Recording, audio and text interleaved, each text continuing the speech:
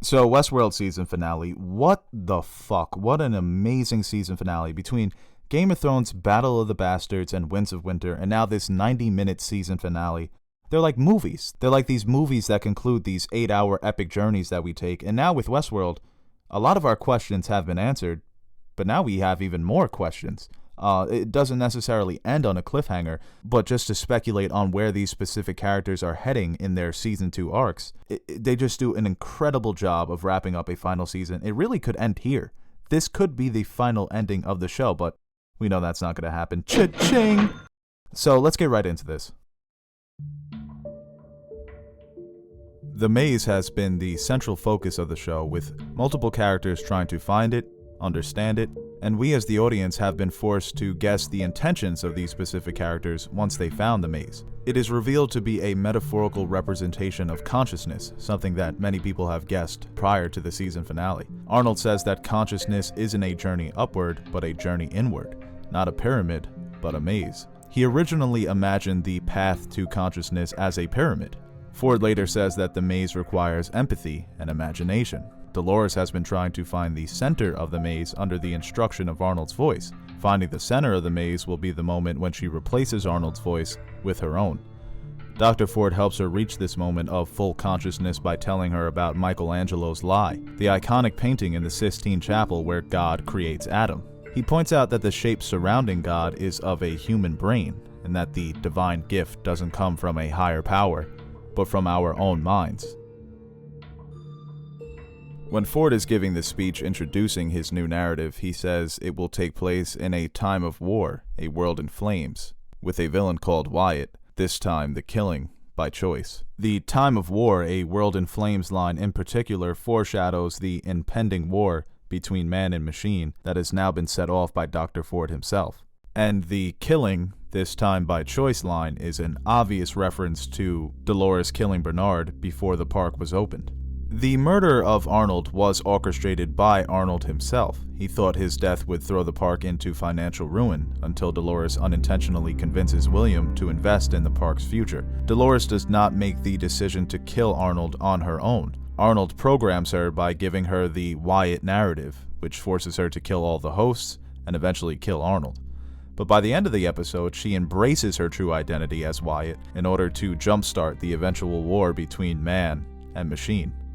We also find out, or confirm, that William and the Man in Black are the same person, separated by 30 years in the current Westworld timeline. William's journey with Dolores ends with his stated intentions of wresting control of Delos away from Logan and investing heavily into the park. He eventually finds Dolores back in her regulated loop with no memory of their past encounters. This harsh reality begins William's transformation into the Man in Black. Fast forward 30 years, the Man in Black's intentions have been one of the show's great mysteries. His search for the maze has prompted many fan theories, immortality, resurrection, but in truth, he was a man that hated the real world and wanted to make Westworld a little more lifelike, finding a friendly balance between reality and fiction. Basically a real-life GTA with real-life consequences. So the Man in Black wants to continue murdering everything in sight, but he also wants the thrill of being murdered himself. I didn't pay all this money because I want it easy. I want you to fight. William is basically a hardcore sadomasochist gamer, and he may finally get his wish. In his conversation with Dr. Ford, the Man in Black says, "I wanted them to be free to fight back. I should have known you'd never let them." Little does he know that Ford's true intentions the entire time was to give the hosts the ability to fight back against their true enemy. So, since about episode 2, when Arnold's existence is first discussed by Dr. Ford and Bernard, we are led to believe that Dr. Ford and Arnold were on opposite sides of the artificial intelligence spectrum. Now we know that Ford did not only agree with Arnold, but he took it one step further. He wants to see the hosts eventually replace humanity entirely, the next step in evolution. But of course, we've managed to slip evolution's leash now, haven't we? Once again, depending on your perspective, Ford is the hero or the villain. And now for many people, I'm assuming that perception has changed. To me personally, the hosts always have been living sentient creatures who deserve every right that we afford to real humans, self-determination and the pursuit of happiness. And Ford was basically a tyrant, keeping all of these living, breathing things in his own little playpen. Under this impression, Westworld was very similar to Ex Machina, a movie where the villain was the creator, not the creation. But now Ford has revealed that his 35-year master plan was to test the hosts, prepare them, and allow them the necessary time to understand their true enemy, humanity.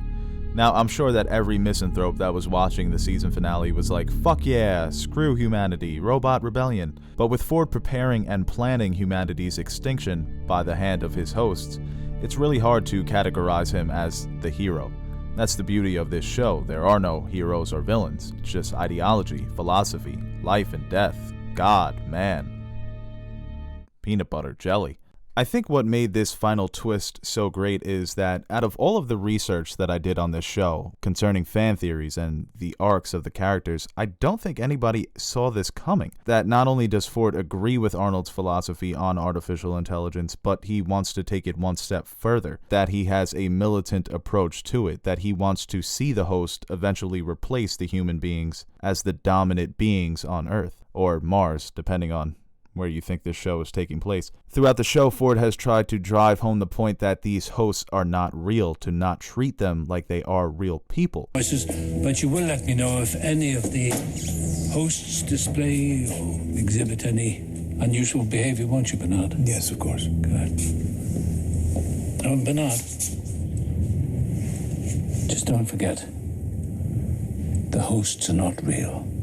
In a way, Ford was manipulating his employees into treating the hosts with contempt, so that the hosts can gradually build up a hatred towards their true enemy, humanity. Ford quotes Oppenheimer, where he says, "A man whose mistakes take 10 years to fix is quite a man.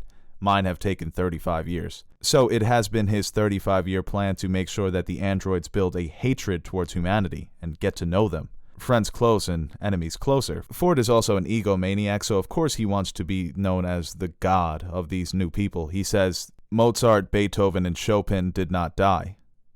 They simply became music.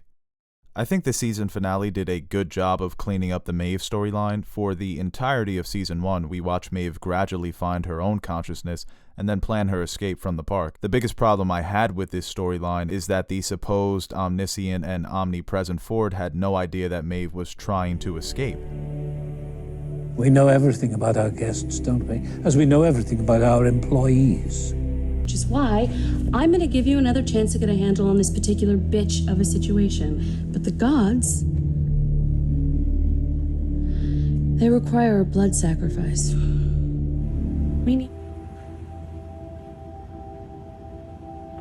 sadly, in order to restore things, the situation demands a blood sacrifice.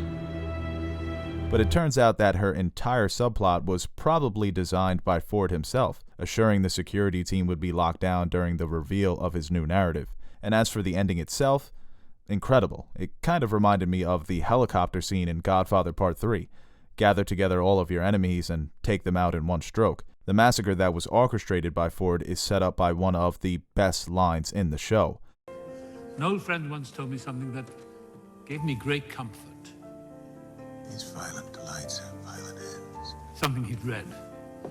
He said that Mozart, Beethoven, and Chopin never died. They simply became music. Mozart, Beethoven, and Chopin did not die. They simply became music.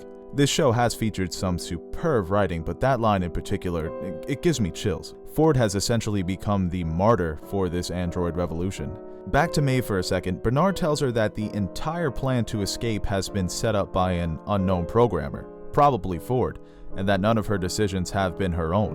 When Maeve finally reaches the train, she decides to return to the park in order to save her daughter. I think this is the moment where she finally breaks the loop. The pain and the suffering from losing her daughter, caused by the reveries, inspires her to break the escape narrative that was programmed by Dr. Ford. Remember, the scene where she decides to return to the park is placed in the middle of Dr. Ford's speech at the end of the episode, where he says a new people will rise and they will have to decide what type of people they want to be. So this is probably the most human decision that Maeve has made throughout the show. And of course, there is a theory going around that Ford could still be alive. Imagine that. Remember in the scene where Ford has Bernard kill Teresa, he is overlooking a host that is in the early stages of its creation. I thought this host was going to replace Teresa, and then I thought it was going to replace Elsie. But now, it could be possible that it was built to replace Dr. Ford during his speech, with the android clone taking the bullet during the massacre. Before we find out that Bernard is an android in episode 7, we see Teresa overlooking the blueprints for a young Ford, Dolores, and Bernard. But there appears to be a fourth blueprint. Could this be the Ford prototype blueprint? Maybe, but I really enjoyed the way Ford died. I mean, not that I'm sadistic, but I'm saying it wasn't an unnecessary death or just a moment to shock the audience. It moved the story forward going into season 2. Obviously I would not be upset if Ford returns in season 2 because Anthony Hopkins is an incredible actor, but I do believe that he is dead and that this is the last we will see of Ford in Westworld. If Ford is alive, I don't think we will see him back for season 2, and if we do, I think it will be late into the season. They don't need to rush a reveal like this. I think the Maeve escape scene was handled very well, and when you realize that the entire escape was orchestrated by Dr. Ford. For an HBO drama, this show has had some great action moments. It's not as action-packed as Game of Thrones, but they've had some really fun and exciting action scenes. I think the best moment of this show, or the funniest moment, is when Felix thought he was a robot. He wanted to be a robot so bad. That was so funny. The conversation between Bernard and Ford is one of the best moments in the show. We finally see Ford's true feelings towards artificial intelligence and the impact of the loss of his friend Arnold. He tells Bernard that Arnold didn't know how to save you. He tried, but I stopped him. Ford knows that Arnold's plan to release the hosts into the real world would not have worked. Humanity would destroy them like they have every other organism that has threatened their dominance. We humans are alone in this world for a reason. We murdered and butchered anything that challenged our primacy. Do you know what happened to the Neanderthals, Bernard? We ate them. Ford tells Bernard that Arnold's key insight, the thing that led the hosts to their awakening, is suffering. The pain that the world is not how you want it to be. Do you want to know why I really gave you the backstory of your son, Bernard? That was Arnold's key insight. The thing that led the hosts to their awakening. Suffering. Pain and suffering has been one of the main themes of Westworld. The pain that Arnold felt from his son's loss was the reason he created Dolores and adopted her as a second child. Peter Abernathy's pain and suffering after realizing that his daughter might be in danger causes his initial mental breakdown. I have to warn her. Warn who? Dolores!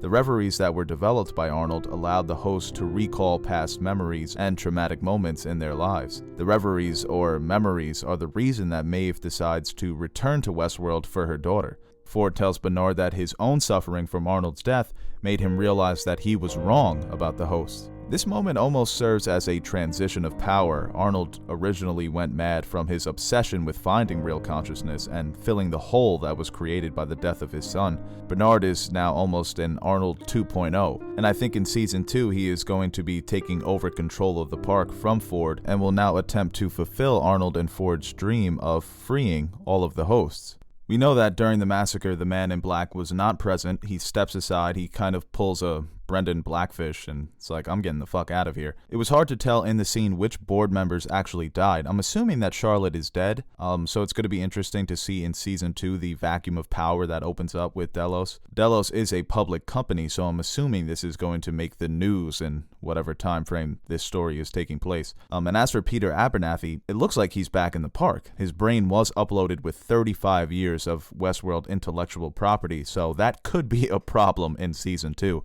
Just having this super intelligent robot wandering around the park. And as for Logan, a lot of people were dissatisfied with the William and Logan storyline, but I don't think it's done. I think we're going to see more of that era in the current timeline in season 2.